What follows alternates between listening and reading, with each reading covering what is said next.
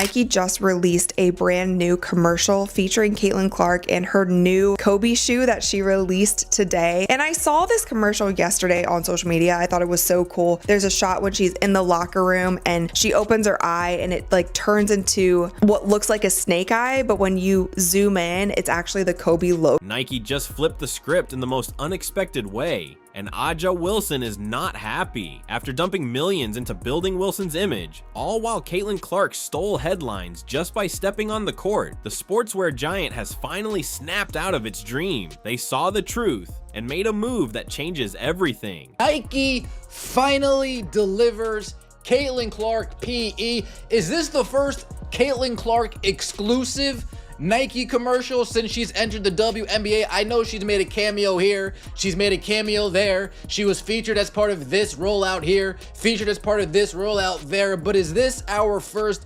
official Caitlin Clark solo commercial since she has joined the WNBA? Nike backed the wrong star from the start, and now that they're finally pivoting to the woman who actually sells out every drop, A'ja Wilson is losing it. But this goes way beyond sneakers. This is Nike admitting they've been pushing a favorite whose shoes gather dust, while Caitlin Clark's gear crashes their site like it's still running on dial-up in 2025. Caitlin Clark and Nike are officially dropping Caitlin Clark's Indiana Fever player-exclusive Kobe 5s in just a couple weeks. So this shoe was first seen being worn by Caitlin and was thought to be a colorway made just for her up until just a couple days ago, where Nike's official images of the shoes got leaked and the announcement was made saying that everyone will now have a chance to wear. Let's break it down with cold, hard numbers, because facts don't care about feelings. Sure, A'ja Wilson's Nike A1s sold out in 5 minutes back in May. Sounds wild, right? Until you realize it was a tiny drop, pure hype, built on artificial scarcity. Now compare that to Caitlin Clark's Kobe collab. Over 13,000 pairs gone in minutes. Not 5, just minutes. That's real demand. That's real power. Well, I don't think I'd be in the wrong to say Caitlin Clark's Kobe is the sneaker of the week, and everyone's focus is mostly on this one. If you really wanted that shoe, I hope you put your footwork in, because there's supposedly only 13,000 pairs of sneakers out tomorrow. Combine that with a really high resale value, I expect this shoe to be a relatively difficult comp. But my hope seriously is that with Caitlin Clark's sneaker coming out, that this sets a precedent and we might see other exclusive player edition Kobe's drop for the public. Nike's website didn't just lag, it completely crashed under the weight of the Caitlin Clark fan takeover. Resale prices skyrocketed instantly, from $350 all the way to $600 on the secondary market. When Clark drops merch, it doesn't just sell out, it triggers a full-blown buying frenzy that makes Black Friday look like a lazy weekend garage sale. These things is some fire. I'm telling you, where there's smoke, there is fire, and these things is hitting so hard. And who got a bot? Who a shoe plug? Cause I need 2 pairs. I need one for the sneaker wall, and I need one for my feet, cause these things is hidden right here, and no, I don't want to pay $600 on go. Now here's where things really heat up. Nike spent 2 full years crafting A'ja Wilson's signature shoe like it was a royal project. She got the VIP treatment, custom logos, full creative control, you name it. They let her add Celtic symbols to honor her parents, quotes from her grandma. It was less of a sneaker and more like a tribute-laced family album. I lost all respect for A'ja Wilson. I don't want to hear her opinions. I don't care what she has to say from this point on. When you keep a Nike deal 2 years in secret while you're spewing all that crazy stuff about Caitlin Clark in the Time magazine, read it. Read what she said in the Time magazine. Yet you had a Nike deal the whole entire time. Meanwhile, Caitlin Clark's still out here waiting on her own signature shoe, rocking Kobe hand-me-downs that outsell A'ja Wilson's custom creations by ridiculous margins. Nike handed Wilson the full package, everything she could dream of, and yet somehow Clark's borrowed kicks are creating more hype than Wilson's carefully designed, deeply personal releases. So it's finally here. Caitlin Clark sneakers from Nike is finally dropping. She was signed to them last year, and the sneakers is a year late in my opinion, but nonetheless I'm excited because these sneakers is finally coming out. But what does annoy me a little bit is that this is a collaboration with Kobe. Now Kobe, respect to Kobe, the legend, rest in peace, great basketball player, but in my opinion, Caitlin Clark is a big enough star and she's creating her own legacy. So I feel like, at least for her first sneaker, it shouldn't be a collaboration with any other player, dead or alive, in my opinion. I feel like Caitlin should have, for her first shoe, had her own original design just for her, no collaboration. If you're enjoying this, don't forget to subscribe. Now let's talk about the obvious. Aja Wilson's me first mentality. She's been chasing the spotlight like she's running a full-on campaign for Queen of Basketball. She got the signature shoe, the custom logo no one can explain, even had Nike bring in Malia Obama to direct her commercial. And yet, she still acts like the world owes her something. Meanwhile, Caitlin Clark just shows up, hoops, and accidentally becomes Nike's biggest marketing goldmine since Michael Jordan. Wilson keeps demanding respect, while Clark earns it effortlessly by selling out arenas and breaking websites without even trying. And all this was done while the shoe's being developed, while the collection's being done. To demonize Caitlin Clark and try to label her as a privileged white girl that's getting all the privileges, even though she earned everything she got. This ain't about color. This is about good and bad. And I find this a little evil. I find this evil. This is beyond bad, because you had the ability to speak up and say, hey, everybody, relax. Don't get on Caitlin Clark.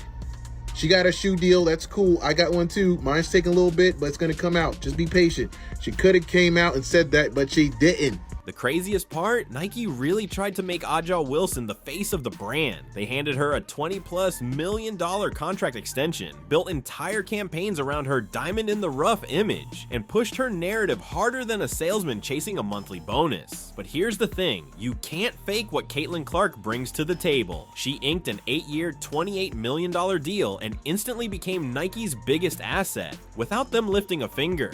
Every time Clark hits the hardwood and swoosh gear, it's millions in free promo. Wilson needs big budgets, scripted stories, and polished productions. Clark, she just needs to show up. Nike did not fumble Caitlin Clark. It takes years and years of research and development and building and designing and trialing and erroring to build a custom shoe line. Caitlin Clark has played in only Kobe 5s and Kobe 6s almost exclusively for like the last 3 or 4 years. If they are building a shoe for Caitlin Clark, that Caitlin Clark is going to wear, that she's going to sell, that she's going to give away to her teammates, to her fans, to whomever, it has to be as good as, if not better, than the Kobe 5 or 6. And there's new Kobe variants out, and she doesn't wear them. She signed a $28 million 10-year contract with Nike. Year 2. We're in year 2 of that. The shoes are coming. They have to design them. It takes several years for this to happen. We're not just doing a colorway like Paige Becker. Let's talk real market impact, because this is where Aja Wilson's fantasy slams headfirst into reality. Caitlin Clark generated a jaw-dropping $82.5 million in economic value for the state of Iowa alone. No, that's not a typo. One player, one state. Her influence goes far beyond basketball. She's a full-blown cultural movement, and while Nike was busy forcing the Aja Wilson brand like a bad marketing experiment, they had the female Michael Jordan sitting right under their nose. The signs were there from the beginning, but Nike seemed more focused on scoring social justice points than reading the room. Even former Nike basketball marketing director Jordy Rogers publicly called out the company for fumbling the biggest opportunity in women's sports. It took a former insider to say what fans were already screaming, and that Caitlin Clark was the golden ticket, and Nike was too distracted trying to manufacture a moment with Wilson. While they pushed a forced narrative, their stock plunged to a 5-year low, all because they backed the hype, instead of embracing the reality of who truly runs women's basketball. Your stock price since 2021, it is down nearly 60%.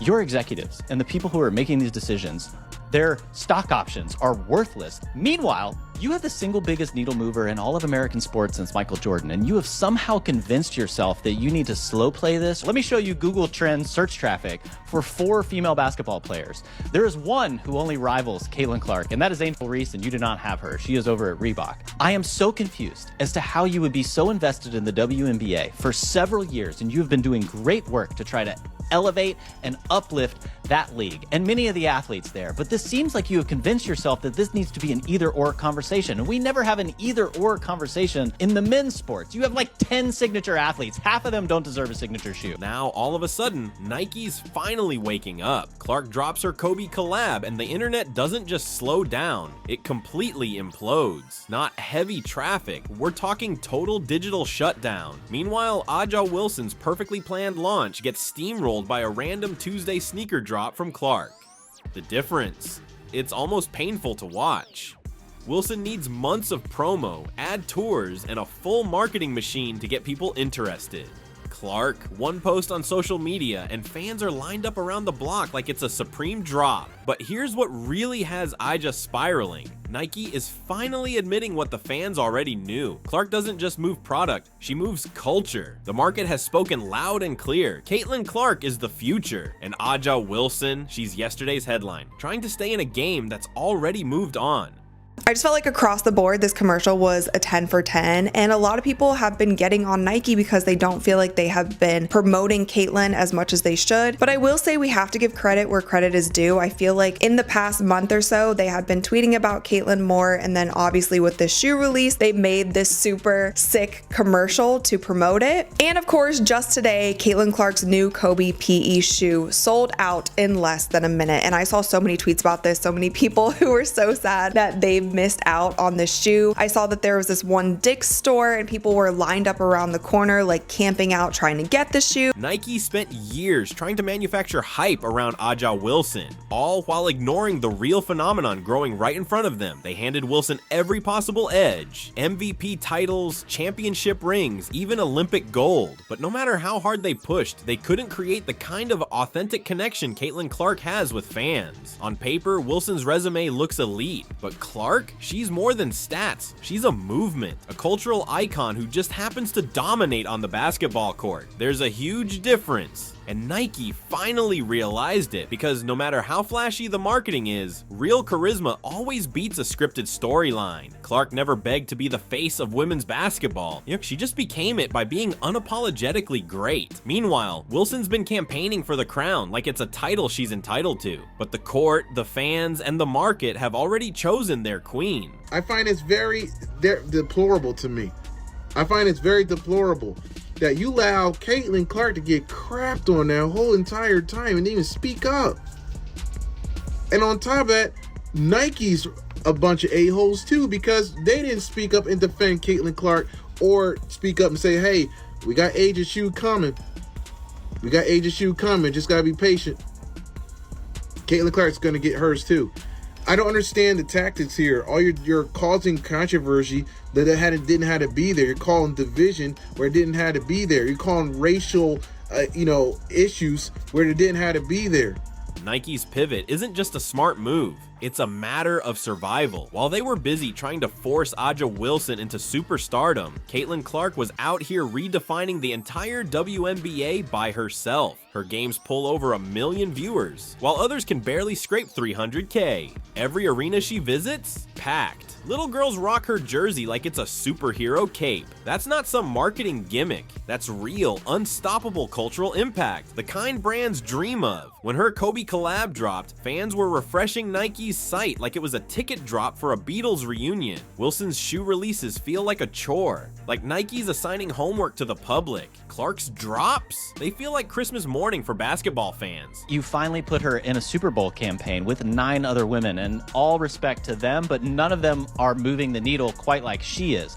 Your tagline in that was "You can't win, so win." One of the best explanations I can come up with is that you are wringing your hands and afraid to enter into this politically divisive conversation that has been co-opted by the media and pundits who are race baiting and doing all kinds of ridiculous things around women's basketball. You can't win, so win. You have the unicorn, the chosen one, the one who everyone wants to hear from, and you were just sitting around. Gatorade, State Farm, Gainbridge, Wilson Basketball have all figured out how to have a point of view with Caitlin Clark. Please For the love of God, figure something out. The irony here is next level. Aja Wilson spent years voicing frustration, not enough attention, no signature shoe fast enough, and constantly pushing to be seen as the face of the league. Meanwhile, Caitlin Clark just became all of that, without ever begging for it. No online rants, no public demands, no drama, just dominance. Pure and undeniable. And now that Nike is finally waking up to what the rest of the world already saw, Wilson's stuck watching from the sidelines while Clark steps into the spotlight she always believed was hers. When Clark drops merch, Nike's website implodes. Let that sink in. A multi-billion-dollar company with top-tier servers can't keep up with the demand for one 23-year-old baller from Iowa. That's not just hype, that's history being made in real time. Wilson's launches cause a ripple. Clark's drops? Full-blown digital earthquakes, the kind that shake Nike's entire quarterly earnings.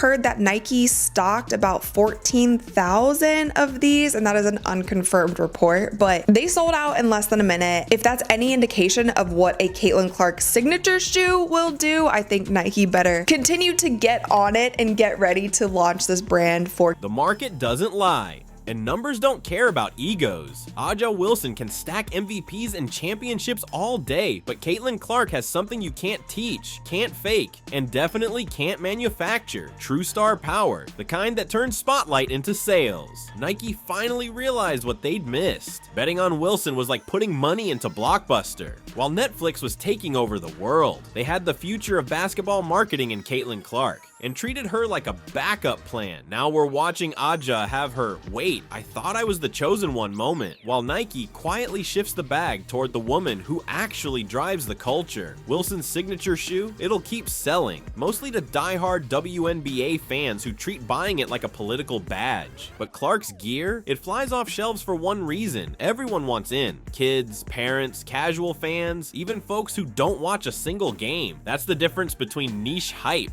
and mass market dominance. Nike released the shoe this morning for $190. That was the going rate for the signature sneaker. Now, I'm here to tell you, as you guys can see right here on Google, just type in Caitlin Clark Kobe 5. StockX, currently right now, they're going for $345. On GOAT, they're going for $386. And Flight Club, you're looking at $375. Must mind you, these sneakers was just released a few hours ago. These sneakers were retail for $190.